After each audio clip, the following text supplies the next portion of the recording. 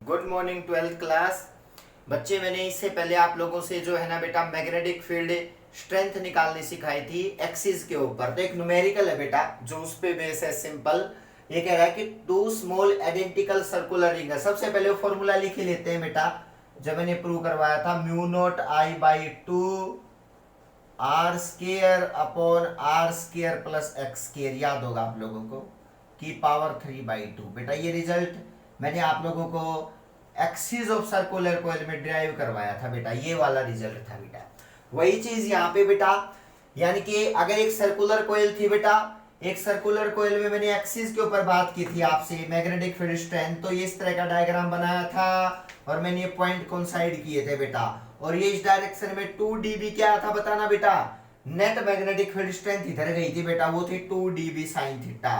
और जब रिजल्ट में पुट कर दिया था dB थीटा, तो ये लास्ट में रिजल्ट निकल के आया और डायरेक्शन ये मिली थी बेटा। तो अब सुनना बेटा, यानी कि ये कब था बेटा, ये जब सिचुएशन बनी यहाँ पे बेटा देखो, जब ऐसी सिचुएशन थी तो उस टाइम पे मैग्नेटिक फील्ड स्ट्रेंथ इधर जा रही थी बेटा। तो यहाँ पे क्या होगा देखो बेटा, ये कोयल है, ये सर्कुलर कोयल है, ये सर्कुलर कोयल है, ये डिस्टेंस x तो ये डिस्टेंस भी x। तो बेटा क्या होगा, ये रिजल्ट इसकी वजह से मैग्नेटिक फील्ड स्ट्रेंथ, अगर करंट आई है और ये रेडियस बेटा r है, ये रेडियस r बेटा, ये गिवन है, सारी चीजें आइडेंटिकल है, इसकी भी रेडियस ये r है। तो समझना बेटा, इसका मतलब इसकी वजह से मैग्नेटिक फील्ड स्ट्रेंथ किधर जाएगी बताओ, नेट मैग्नेटिक फील्ड स्ट्रेंथ बेटा इस डायरेक्शन में था, क्योंकि इस कोयल की वजह से नेट मैग्नेटिक स्ट्रेंथ किधर आई थी बताओ, 2 dB साइन थीटा इस डायरेक्शन में। तो इसका मतलब इस वजह से किधर आएगी बताओ, इस डायरेक्शन में। तो मैं इसको बेटा एरो के थ्रू दिखा देता हूं, ये मैग्नेटिक फील्ड स्ट्रेंथ है, वैल्यू सेम आएगी। इसका मतलब इसको मैं बोल देता हूं बेटा बी, क्योंकि आइडेंटिकल सेल है दोनों के दोनों। तो ये आ गया बी बेटा, इस डायरेक्शन में चलेगी। नेट वैल्यू ये लिख रखी बेटा, इसकी देखो, इसकी वैल्यू कैसी आएगी बताओ, ऊपर की डायरेक्शन में जाएगी, यानी कि इसका बी किधर जाएगा बताओ, नेट स्ट्रेंथ ऊपर जाएगी ऐसे बेटा, क्योंकि इसकी एक्सिस तो ऊपर बनेगी ना। तो इसका मतलब देखो, अगर ये एक्सिस थी तो इसकी वैल्यू ऐसे गई थी, तो इसके लिए एक्सिस हो तो इसकी वैल्यू ऊपर आएगी, इसकी वैल्यू ऐसे आएगी बेटा। चेक कर लो रूल लगा के। अब बात करते हैं, ठीक है, ये बेटा बी दोनों इक्वल होंगे, ये बी दोनों इक्वल होंगे,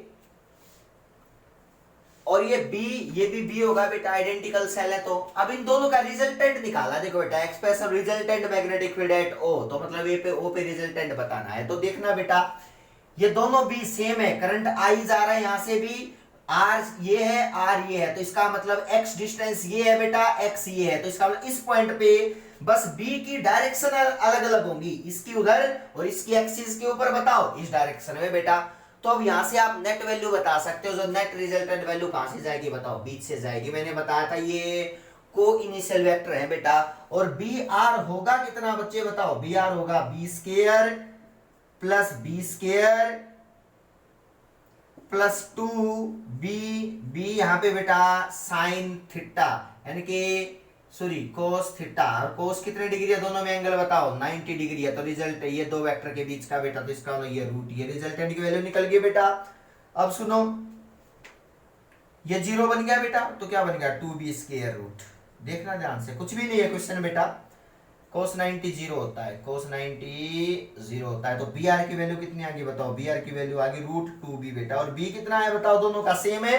रिजल्ट पुट करो जल्दी से, आंसर क्या है बताओ, root 2 time mu naught I R square upon 2 R square plus X square की पावर कितना बताओ 3/2। ये रिजल्ट आ गया बेटा, दोनों की वजह से, आइडेंटिकल सेल की वजह से ओ पॉइंट के ऊपर नेट मैग्नेटिक फील्ड स्ट्रेंथ की डायरेक्शन तो ये आएगी, और वैल्यू जो है बेटा ये निकल गई रूट 2 वाली। ये बातें आपने याद रहनी चाहिए। न्यूमेरिकल में मैंने आप लोगों को रिजल्टेंट निकालने बताए थे ना, कि अगर कोई इनिशियल वेक्टर है तो रिजल्टेंट हमेशा बीच से जाता है, तो इसका मतलब ये नेट मैग्नेटिक फील्ड स्ट्रेंथ निकल गई बेटा दोनों की। ये न्यूमेरिकल आपसे पूछे जाएंगे बेटा। देखो बेटा, एक न्यूमेरिकल और है इसमें, आप लोग समझो, ये न्यूमेरिकल भी सेम है।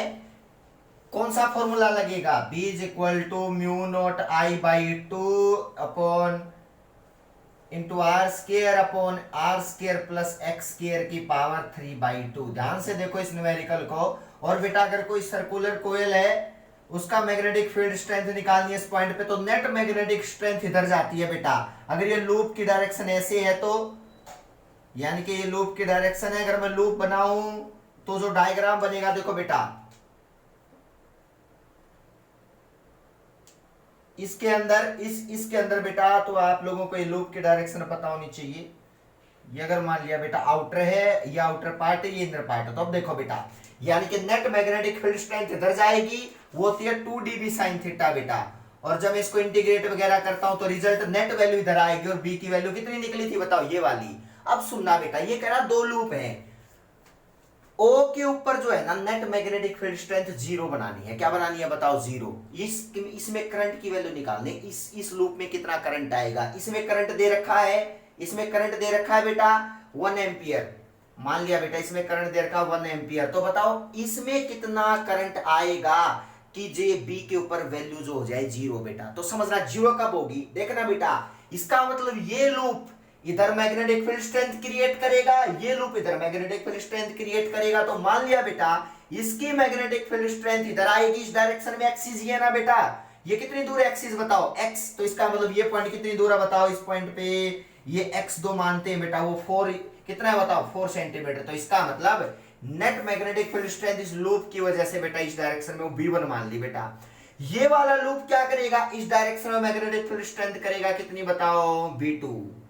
ध्यान से देखना बेटा, b1 इसने क्रिएट की मैग्नेटिक फील्ड स्ट्रेंथ एक्सिस पे, b2 इसने की इस डायरेक्शन में एक्सिस पे बेटा।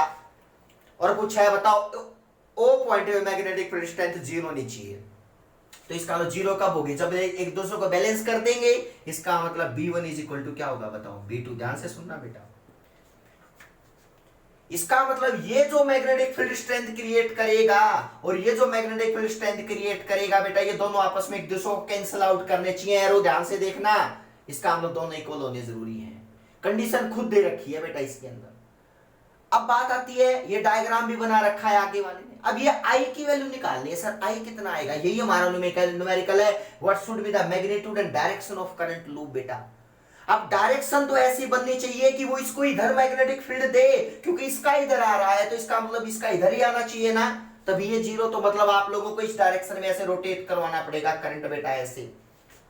अब सुनो, ये आई, ये b1 b2 दोनों इक्वल पुट कर दिए। अब b1 की वैल्यू पता है इतनी, ये फॉर्मूला होता है b निकालने का।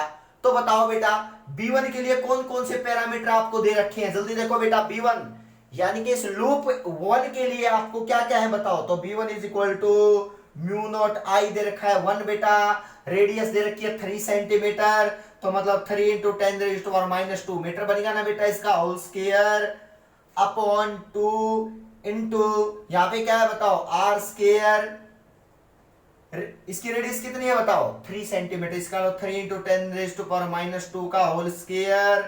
ध्यान से देखना बेटा, सोल्व कर रहे हैं b1 को, प्लस x कितना है, x अब 4 सेंटीमीटर, तो इसका मतलब 4 इंटू 10⁻⁻2 का होल स्क्वायर। मीटर में लेके आ रहा हूं बेटा सारी चीजों को, याद रखना, ये होगी b1। यानी कि इस फॉर्मूले में b1 की वैल्यू पुट कर दी इस लूप के लिए। ये एक्सिस कितनी दूर है, x की वैल्यू 4 सेंटीमीटर, तो ये पॉइंट तो एक्सिस पे 4 सेंटीमीटर दूर है बेटा, चेक कर लो। अब बात करते हैं इसके लिए b2 के लिए, तो b2 क्या होगा बताओ बेटा, b2 जो आएगा that is equal to mu naught I तो निकालना है बेटा, आर स्क्वायर, आर कितना है बताओ, इसकी रेडियस 4 सेंटीमीटर दे रखे, तो 4 - 2 का होल स्क्वायर। ध्यान से देखना, upon 2 into formula, general formula लिखो, आर स्क्वायर, आर कितना है सेकंड लूप का 4,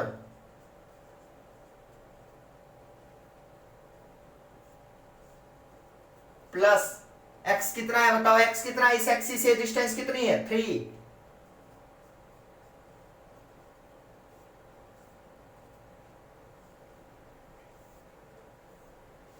देख लो बेटा, ये यहाँ पे रिजल्ट आ गया, R square plus X square बन गया बेटा। इसकी पावर कितना है टोटल पावर, इसकी पावर है बेटा 3/2, तो इसका मतलब कंप्लीट पावर कितनी है 3/2, तो इसकी कंप्लीट पावर कितनी है बताओ 3/2। ध्यान से देखना बेटा, कंप्लीट पावर। आप देखो तो आई की वैल्यू निकालनी है, कैसे निकालोगे, देखो जब इनको दोनों को इक्वल पुट करोगे, जब इन b1 और b2 जब इक्वल होगा तभी तो यहाँ पे नल पॉइंट आएगा 0, तो इसका मतलब देखो बेटा जब इक्वल पुट करोगे तो ये B2 और B1 जब इक्वल आएंगे तो ये तो इनसे कैंसिल हो जाएंगे। देखो बेटा म्यू नोट से म्यू नोट कैंसिल, 2 से 2 कैंसिल, ध्यान से सुनना। अब ये भी तो कैंसिल हो जाएगा। देखो बेटा 4 या आगे लिख रखा है, पीछे कोई फर्क थोड़ी पड़ता, जब ऐड करोगे तो ये भी कैंसिल, लो 3/2 पावर वाला।